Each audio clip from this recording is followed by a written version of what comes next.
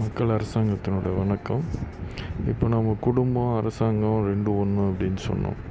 நான் குடும்பத்தில் இருக்க அப்பா அம்மா குடும்ப பொறுப்புகள் எல்லாத்தையும் அவங்க கையில் தான் எழுதுவாங்க. ஒரு பொருள் வாங்குறது, வெளியே போகிறது, வர்றது, எல்லா விஷயத்தையும் பண்ணுறது, ஒரு பணம் சம்பாதிக்கிறது, ஒரு பொருளை வாங்கி கொண்டு வந்து வீட்டில் சேர்க்கறது, ஒரு பொருளை கொண்டு போய் விற்கிறது, பசங்களுக்கு வேண்டியது செய்கிறது, எது எல்லாத்தையுமே அவங்க பொறுப்பில் தான் எடுத்துப்பாங்க.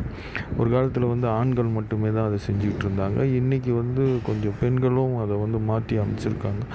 அது ஒரு சந்தோஷமான ஒரு விஷயம். பெண்களும் வெளியில் போகிறாங்க, வேலைக்கு போகிறாங்க, அவங்களும் இந்த குடும்பத்தின் மீது செய்கிறாங்க.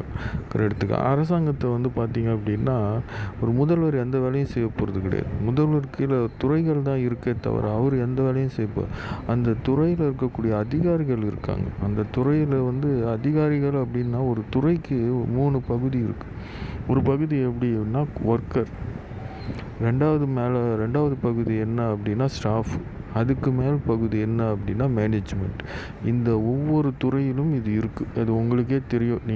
நீங்கள் வேலை செய்கிற எல்லா துறையிலுமே இருக்குன்றது உங்களுக்கே தெரியும். இவங்க எல்லாம் செய்கிற வேலைகளை அவர் ஜஸ்ட்டு ஒரு கண்காணிக்க போகிறார், அவ்வளோதான். ஒன்றும் கிடையாது. கையெழுத்து சரியாக தப்பான்னு கேட்டு கையெழுத்து போட போகிறார். அதை அவர் சரியாக போட்டுட்டார் அப்படின்னா நம்மளுடைய வாழ்க்கை மாறி போயிடும். இங்கே தான் பிரச்சனையே இங்கே தான் ஸ்டார்ட் ஆகுது. அதேமாதிரி பிரதமருக்கும் இதே விஷயந்தான். மாநிலத்தில் எப்படி இருக்காரோ அதே மாதிரி ஒரு நாட்டினுடைய பிரதமரும் இதே விஷயந்தான்.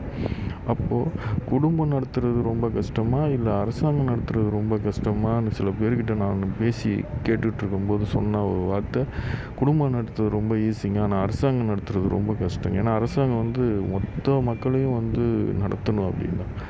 இதுதான் நம்மக்கிட்ட இல்லை, தெளிவு இல்லை அப்படிங்கிறது தான ஒரு விஷயம். இந்த தெளிவு இல்லாதனால தான் நம்ம குடும்பம் நடத்துறது தாங்க ரொம்ப ரொம்ப கஷ்டம். எல்லா விஷயத்தையும் அப்பா அம்மா கை தான் பார்க்க வேண்டியது இருக்குது. ஆனால் அரசாங்கம் நடத்துறது ஒவ்வொரு துறையிலும் அதிகாரிகள் இருக்காங்க, ஸ்டாஃப் இருக்காங்க, ஒர்க்கர்ஸ் இருக்காங்க. அவங்கவுங்க வேலையை அவங்கவுங்க செய்ய போகிறாங்க.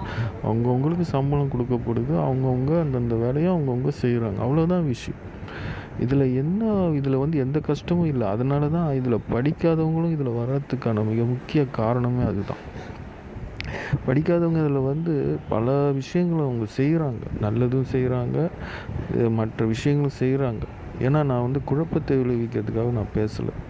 நீங்கள் தெளிவு பெறணும் அப்படிங்கிற ஒரே நோக்கத்துக்காக தான் நான் பேசுகிறேன். அதனால் குடும்பம் நடத்துறது கஷ்டம்னு, அரசாங்கத்தை வழிநடத்துறது